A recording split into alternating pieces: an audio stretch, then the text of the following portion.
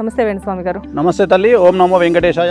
Astrologers అందరికీ కూడా మీరు కంప్లీట్గా అంటే ఒక మాట తీరులో కానివ్వండి, లివింగ్ స్టైల్లో కానివ్వండి, డెఫినెట్గా ఒక అగైనిస్ట్ పార్టీ అని చెప్పుకోవచ్చు మిమ్మల్ని. కేసీఆర్ గారు ప్రతి ప్రెస్ మీట్లోనూ ఆయన మాట్లాడితే ఎవడా లొలిపెట్టేటోడు మనోడేనా అంటాడు. ఈ జనరేషన్కి ఏం తెలుసు వేణుస్వామి అంటే?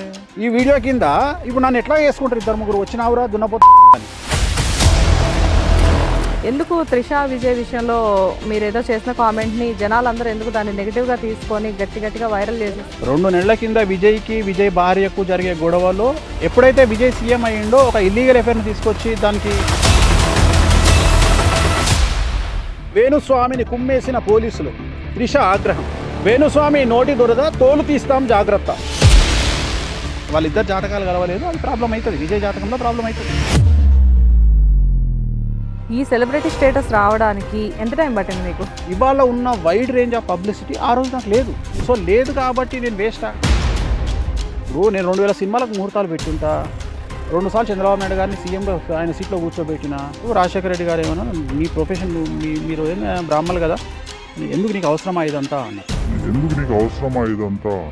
టాప్ ఆస్ట్రాలజర్స్ అనుకున్న వాళ్ళందరూ కూడా వేణుస్వామి గారిని ఏదో కిందకి తొక్కేసేయాలి అని ట్రై చేస్తూ ఉంటారు. So what is your strategy? అంటే అరే నీ సావు నీ కుటుంబాన్ని కాపాడుతుంది అంటే దానికంటే దరిద్రం ఇంకే ఉందిరా. ఇప్పుడు నువ్వు బతికున్నప్పుడు ఈనమ్మా, నేను తింగర్ నా కొడుకు, నేను డిఫెన్స్లో ఉన్నప్పుడు గేమ్ మంచిగా ఉంటుంది, నా అటాకింగ్ మోడ్కి వస్తే డేంజర్గా ఉంటుంది.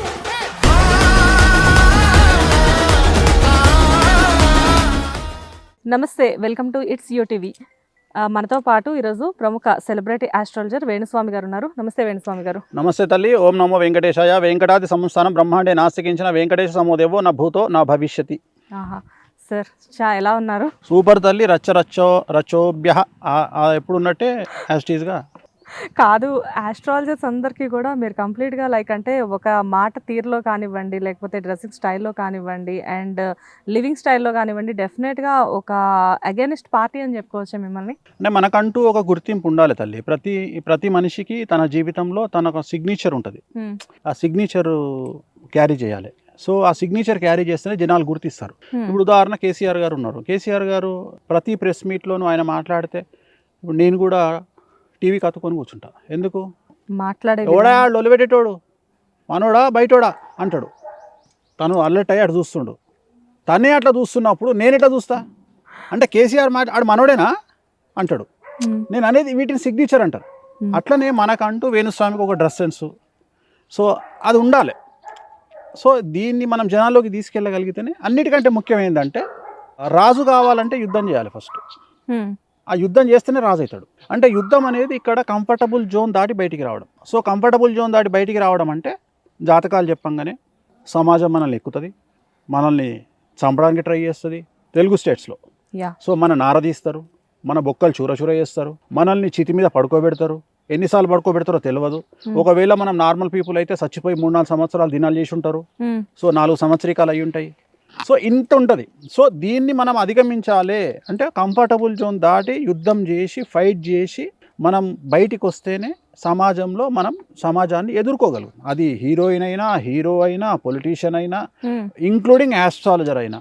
అందరు జాతకాలు చెప్పినట్టు నేను కూడా కూల్గా ఉన్నా అనుకో, ఏం లాభము? నేను నాకంటూ కొన్ని సంచలనాలు నమోదు చేసి కొన్ని జాతకాలు చెప్పి ఆ స్టేజ్ దాటి నేను రీచ్ అయినా అనుకున్నప్పుడు కూల్గా ఉండాలి. సో అప్పటి వరకు మనం కష్టపడాల్సి వస్తుంది. అక్కడికి వెళ్ళిన తర్వాత అంటే రాకెట్ను ఒక ఇంజన్ తీసుకెళ్తుంది పైకి, తీసుకెళ్ళి దాని కక్షలోకి అది ప్రవేశపెట్టిన తర్వాత ఆటోమేటిక్గా ఆ ఇంజన్ వచ్చి సముద్రంలో పడిపోతుంది.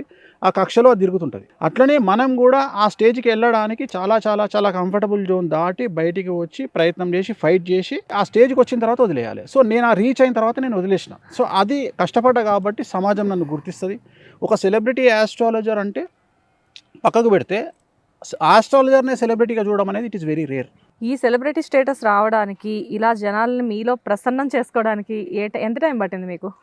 నాకు అంటే జనరల్గా సమాజానికి తెలియదు కదా. ఇప్పుడు ఎట్లుంటుంది అంటే, ఇప్పుడు ఉదాహరణ 2010లో పుట్టినోనికి రాజశేఖర రెడ్డి గురించి తెలియదు, 2010లో పుట్టినోనికి అక్కినేని నాగేశ్వరరావు గారు అంటే తెలియదు, 2000 సంవత్సరం తర్వాత పుట్టినోనికి పెద్ద ఎన్టీఆర్ గారు అంటే తెలియదు. అంత మాత్రాన వాళ్ళకి చరిత్ర లేదా అంటే ఉన్నది. ఇప్పుడు ఉదాహరణ నా గురించి తెలుసుకోవాలంటే సీనియర్ జర్నలిస్టులు ఉంటారు కొంతమంది ఇండస్ట్రీలో. నేను అనేది సినిమా జర్నలిస్టులు కొంతమంది ఉంటారు. వాళ్ళని అడిగితే వేణుస్వామి ఎవరో చెప్తాడు. ఉదాహరణ ఇప్పుడు వార్తా ప్రవీణ్ అని ఒక మనిషి ఉంటాడు, జర్నలిస్ట్, ఆయన సినిమా జర్నలిస్ట్. సో తనని అడిగితే నా గురించి చెప్తాడు. ఎందుకంటే 1996లో ఫస్ట్ టైం సెల్ ఫోన్ పెట్టిన వ్యక్తిగా ఒక పంతులుగా బ్రాహ్మణ కమ్యూనిటీని నా ఫోటో జూన్ 6వ తేదీ వార్తా పేపర్లో వచ్చింది నా గురించి, సెల్ పంతులు బిజీ అని. సో నేను అనే పాయింట్ ఏంటంటే ఆ జనరేషన్లో పనిచేసిన వాళ్లకు మాత్రమే వేణుస్వామి అంటే వేణుస్వామి సినిమా ఏందో అర్థమవుతుంది.